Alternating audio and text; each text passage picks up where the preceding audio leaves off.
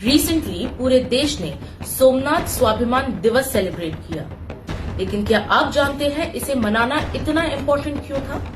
क्या ये सिर्फ एक मंदिर है या इसके पीछे है पूरे भारत का स्वाभिमान और पहचान?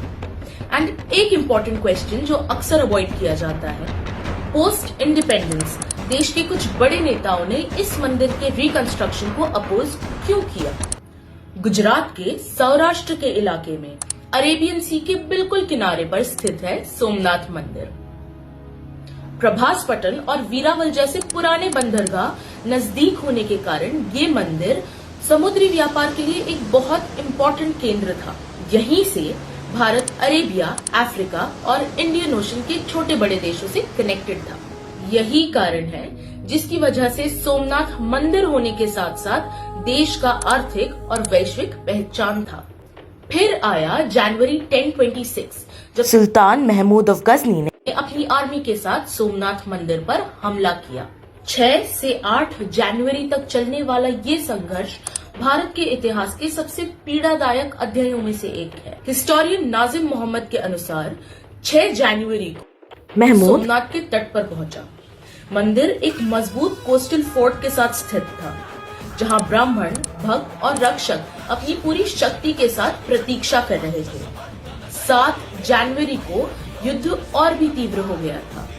तीरों की बारिश हुई, दीवारों पर कब्जा कर लिया गया और जीत का ऐलान कर दिया गया। लेकिन सोमनाथ के रक्षकों ने हार नहीं मानी। उन्होंने गर्भगृह में जाकर महादेव से प्रार्थना की और एक फाइनल अटैक किया।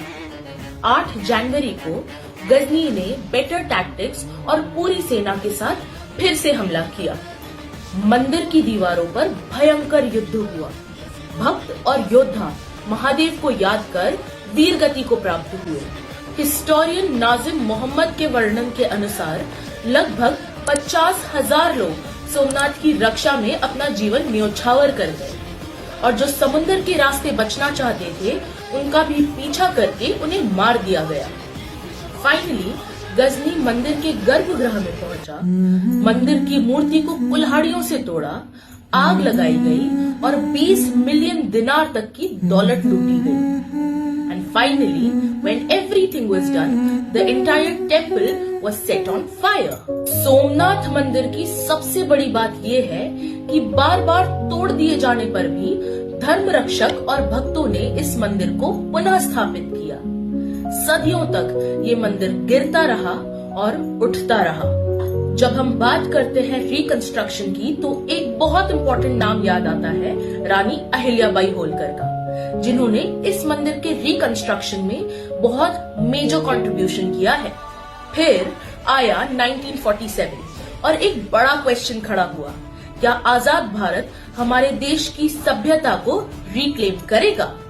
सरदार वल्लभ भाई पटेल ने सोमनाथ के पुनर्निर्माण को राष्ट्रीय सम्मान और revival of collective confidence and self believe का सवाल माना।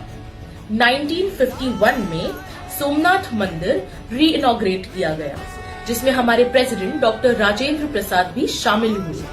ये एक ऐतिहासिक पल था, लेकिन इस पल ने बहुत सारे पॉलिटिकल डिस्टर्बेंस खड़े किए।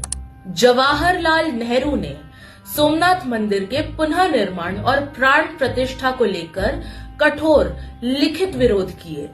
1950 से 1951 के बीच नेहरू ने लगभग 17 पत्र लिखे।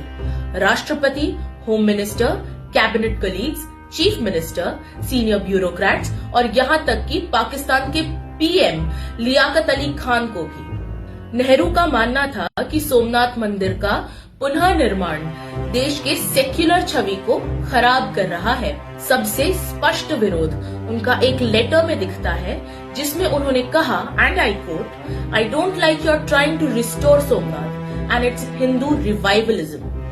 यानी सोमनाथ का पुनः निर्माण जो कईयों के लिए सभ्यता का उपचार था, नेहरू के लिए एक राजनैतिक और वैचारिक असुविधा बन गया था। आज इसी सोमनाथ को स्वाभिमान और दृढ़ संकल्प के प्रतीक की तरह देखा जा रहा है। 2026 में पहले हमले के 1000 साल पूरे होने पर सोमनाथ स्वाभिमान पर्व मनाया जा रहा है। प्रधानमंत्री नरेंद्र मोदी ने सोमनाथ को भारत का इंडोमिटेबल स्पिरिट का प्रमाण बताया, जो तोड़ दिया जा सकता है लेकिन मिटाया नहीं जा सकता। सोमनाथ महादेव मंदिर हमें ये याद दिलाता है कि नफरत कुछ समय के लिए विनाश कर सकती है, लेकिन आस्था और स्मृति सदियों तक रचना करती रहती है। अगर आप लोगों को ये वीडियो अच्छी लगी तो लाइक, कमेंट, शेयर और सब्सक्राइब जरूर करें। Okay, bye.